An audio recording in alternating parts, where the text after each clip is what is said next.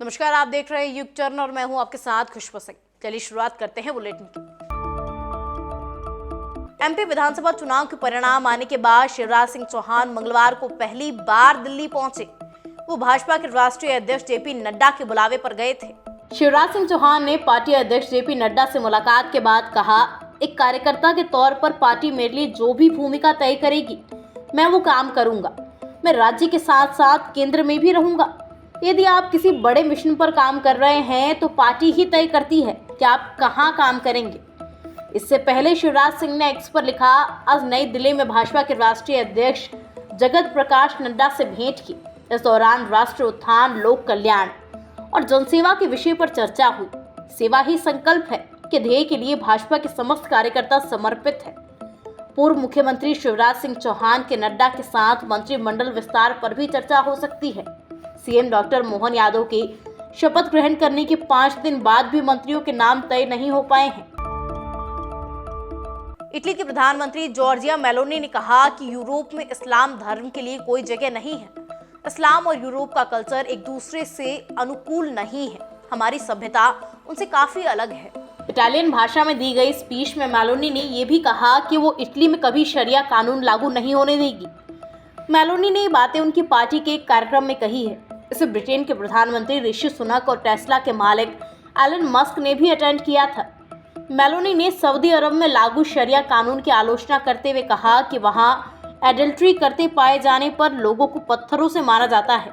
Homosexuality के लिए मौत की सजा दी जाती है। मुझे लगता है इसमें सुधार लाया जाना चाहिए।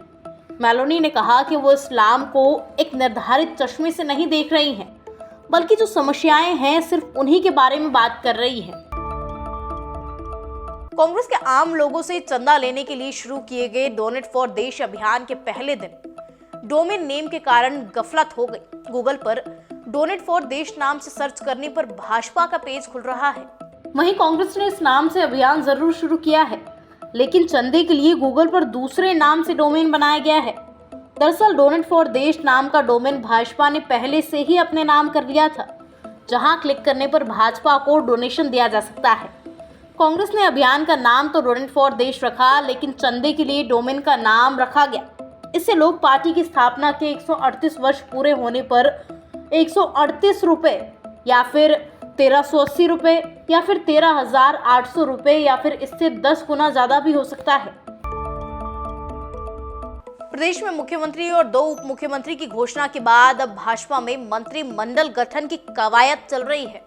मंत्रिमंडल तैयार करने में जातिगत और क्षेत्रीय संतुलन भी देखा जा रहा है, लेकिन इस बार कोई भी अल्पसंख्यक, खासतौर पर मुस्लिम चेहरा कैबिनेट में देखने को नहीं मिलेगा। 25 साल के इतिहास में ऐसा पहली बार हो रहा है जब मंत्रिमंडल में एक भी अल्पसंख्यक नहीं है। 1998 से लेकर 2018 तक 5 सरकारों में 1 या 2 मुस्लिम चेहरे कैबिनेट में रहे हैं। 1998 में गहलोत सरकार के पहले कार्यकाल में चौधरी तैयब हुसैन, अब्दुल अजीज और हबीब रहमान मंत्री रहे। 2018 से 2013 के बीच गहलोत सरकार के दूसरे कार्यकाल में दुरमिया और नसीम अख्तर इंसाफ मंत्री रहे। गहलोत सरकार के तीसरे कार्यकाल में सालेह मोहम्मद और जाहिदा खान मंत्री रही। वहीं भाजपा सरकार में 2003 से लेकर 2008 और 2013 से 2018 तक यूनुस खान कैबिनेट मंत्री रहे। संसद के शीतकालीन सत्र के 12वें दिन यानी मंगलवार को विपक्ष ने सांसदों के निलंबन को लेकर दोनों सदनों में हंगामा किया। विपक्षी सांसदों ने सदन से लेकर सदन के गेट और परिसर में नारेबाजी और प्रदर्शन किया। लोकसभा और राज्यसभा की कार्यवाही सुबह से 3 बार स्थगित की गई। इसके बाद लोकसभा से विपक्ष के 49 सांसदों को निलंबित कर दिया गया। इस तरह अब कुल 141 सांसद सदन की कार्यवाही में हिस्सा नहीं ले सकेंगे। यही नहीं, लोकसभा की प्रश्न सूची से 27 सवाल भी हटा दिए गए। ये सवाल निलंबित सांसदों की तरफ से पूछे गए थे। निलंबित टीएमसी सांसद कल्याण बैनर्जी ने संसद के गेट पर सुबह राज्यसभा सभापति जगदीप धनखड़ की मिमिक्री की। इस दौरान राहुल गांधी समेत विपक्ष के कई नेता मौजूद थे। कई सांसद वीडियो बनाते भी नजर आए। फिलहाल खबरों में इतना ही। आगे खबरों को देखने के लिए सब्सक्राइब कीजिए हमारे चैनल को।